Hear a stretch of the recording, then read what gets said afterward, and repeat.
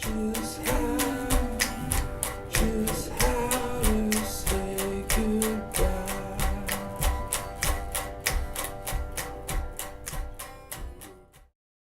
Hi, I'm Angus. I'm Aaron. And we're Liars. We're here in Boston, here to talk to you about what we've been doing. Basically, we made this new record of ours called Wish You, pretty much entirely within the computer, and that was a pretty brand new way of working for us. It's something that we hadn't really tackled seriously before. Some of our first few weeks of working, trying to write songs, really was us reading manuals, isn't it? Yeah. And that was frustrating. It was really frustrating and scary to spend the entire day reading these really esoteric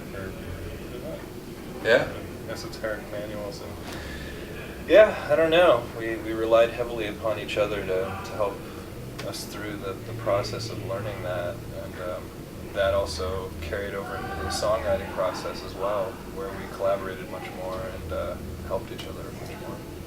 But from the start, we made this decision to work with the computer in a kind of really practical way, in the sense that we wanted to be able to record everything that we do ourselves and not really have to go into a studio with engineers and sort of recreate that thing. We thought that if we worked within the computer, we could get this kind of sonic quality that would stand up to a properly recorded record. So that's what got us into it at the outset. And obviously working with a computer is like it's like a completely different sonic landscape than just more traditional instruments. And obviously there's a zillion different programs and a trillion different ways of using them, and obviously a lot of instruments within the programs, and on top of that a lot of ways to make those instruments sound. So immediately you're kind of struck with this possibility of kind of drowning in opportunities and variables, which is something that we tried to combat a bit by focusing a bit more on this one set of software programs which are called native instruments, and particularly focused on one of those to start with, which is called Reactor. And you had your first foray. Aaron started his first foray into it by sort of you can make your own kind of synthesizers within the program.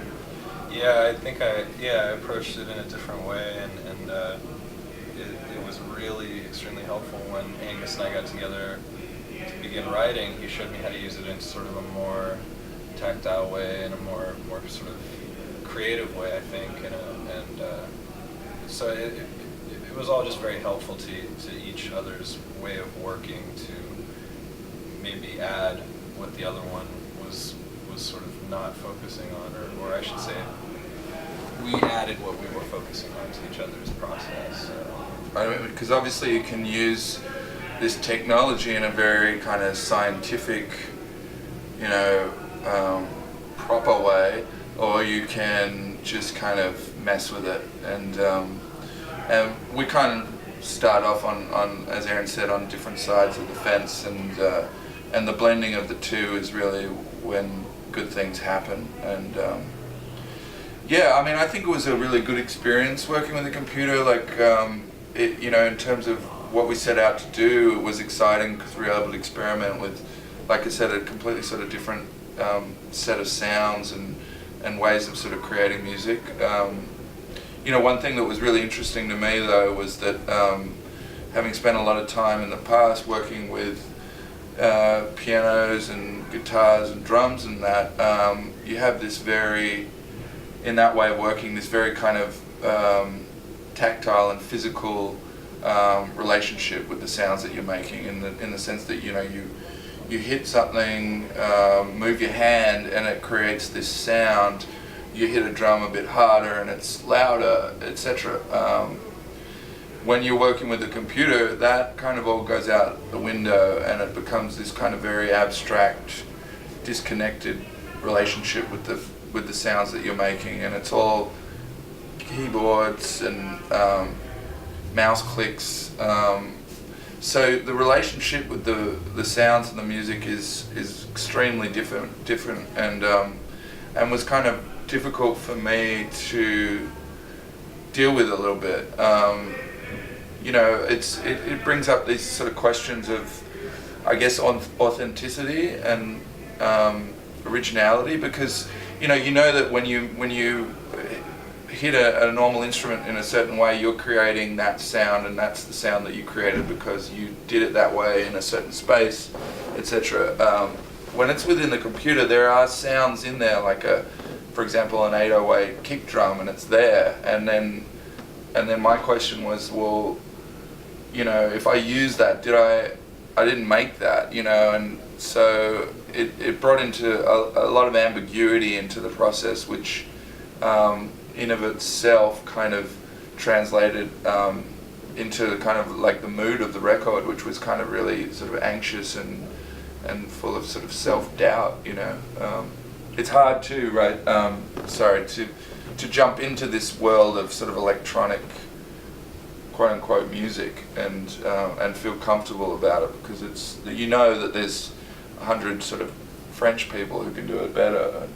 Yeah, that was part of it, and I think also like tying in with the title of the new album and how it's a palindrome, etc., and how things can be powerful when they return how they began. I think the most exciting sort of revelation we had with all of the electronic instruments is that it really is the same as guitars and how we used to work on 4-tracks, which is, you know, we didn't really know how to play guitars or drums, and maybe oftentimes we play the same notes as another song, but it's more about the idea and where you place it, and ultimately at the end of the record being finished, I think how we view it is that it's a 4-track almost, in the sense that how we apply the ideas, regardless of if it's a preset that someone we don't know has already used. I mean, it's the naivete in that is part of the I guess how we've always made songs, you know, and so essentially, yeah, I mean. And when we started making a record or writing with the computer, there was a point where it felt like, in a way, the computer was kind of making it easier or almost dictating the kind of things that we were making, and so we made a lot of, you know, quote unquote, I guess, dance music. It just seemed like this kind of sort of symmetrical kind of rhythms and things was what the computer wanted us to make or whatever. And it wasn't until we sort of got halfway through that we started to step back from that a bit and thought about injecting some other kind of textures into it. So even though it's a record made, you know, using the computer, we did you know, use things like this just to give it our own other elements. But at the same time, we used these things in a kind of a completely different way as well.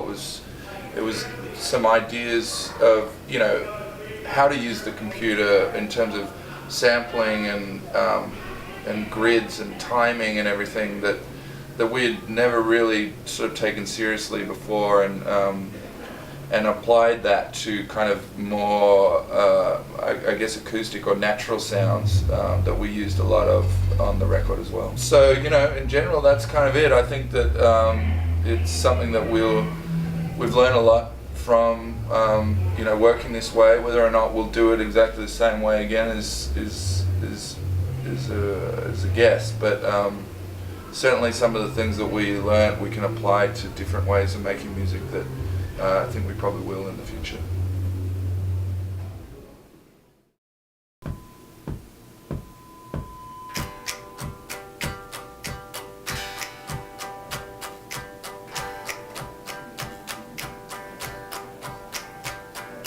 I was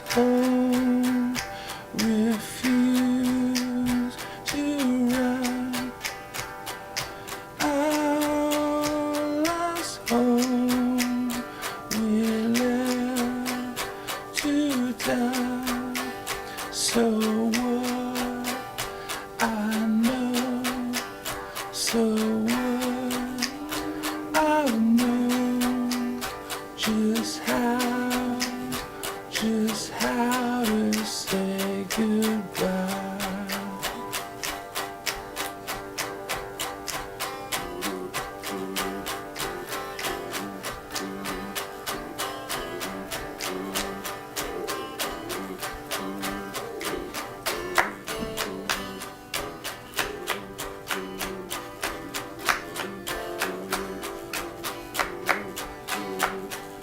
Take my hand into your own.